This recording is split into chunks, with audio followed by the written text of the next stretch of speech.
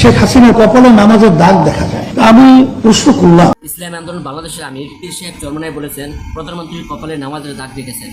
এমন একটি মিথ্যাচার, এমন একটি জঘন্য মিথ্যা অপবাদ, প্রোপাগান্ডা, বিশেষ করে বটবাহিনী, জামাত শিবিরের লোকজন এবং কিছু বিএনপির লোকজনও এটাকে নিয়ে ব্যাপকভাবে ব্যঙ্গাত্মকভাবে এটা প্রচার করে বেড়াচ্ছেন যে পীর সাহেব চরমনাই এই কথা বলেছেন। কিন্তু কুৎসিত কারো পীর সাহেব চরমনাই এই কথা বলেননি। এটা হলো একটা মিথ্যা অপবাদ। বটবাহিনীর জামাত শিবির কিছু বিএনপির তাদের এটা মিথ্যা অপবাদ দিয়েছেন। আমি আজকে প্রমাণ সহ দেখিয়ে দেবো যে এটা যে কীভাবে মিথ্যা অপবাদ দিয়েছে। এই ভিডিওটা কাট করে, এটা এডিট করে কাটসাট করে এই ভিডিওটা প্রধানমন্ত্রীর নাম আগে লাগিয়ে সেখান থেকে কেটে প্রধানমন্ত্রীর উদ্দেশ্যে দেওয়া হয়েছে। সেই ভিডিওটা এবং মূল ভিডিওটা, দুইটা ভিডিওই আমি এখন আপনাদেরকে দেখাবো।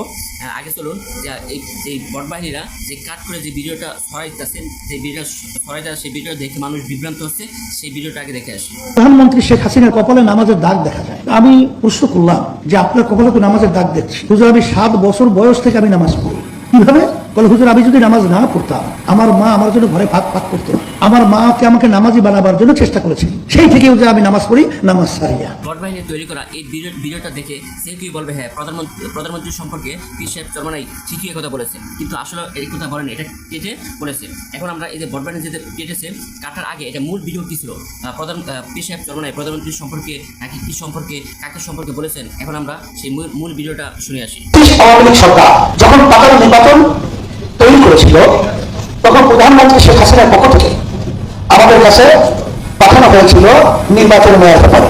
সেখানে প্রধানমন্ত্রীর পক্ষ থেকে যখন আমাকে নিয়ে বসবে, তখন আমি শর্ত লাগিয়েছিলাম যে তাদের নির্ধারিত প্রস্তাবিত জায়গায় আমি বসবো না, আমরা যেখানে বলবো সেখানে তাদের বসতে হবে। আমাদের প্রস্তাব মেনে তারা বসছিল। বসার পরে আমি দেখতেছিলাম যে তার কপালে নামাজের দাগ দেখা যায়।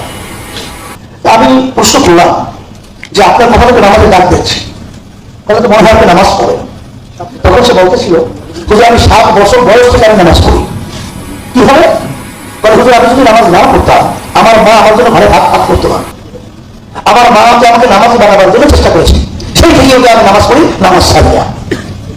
তখন আমি বলতেছিলাম যে আপনার সাথে কথা বলতে ভাই হিসেবে আমার সাহস বেড়েছে। এখন তো সবার কাছে ক্লিয়ার হয়ে গেছে আসলে প্রধানমন্ত্রীর কপালে নামাজের দাগ দেখা গেছে। এটা কিন্তু পীর সাহেব চরমনাই বলেননি, প্রধানমন্ত্রীর পক্ষ থেকে যে লোকটি এসেছে তার কথা বলা হয়েছে। কিন্তু বটবাহিনীর যে মিথ্যা অপবাদ, প্রোপাগান্ডা ছড়াচ্ছে, এটা কিন্তু ক্লিয়ার। আমরা এই বটবাহিনীদের জন্য দোয়া করি যে আল্লাহ তাআলা এই বটবাহিনীদেরকে হেদায়েত দান করুক।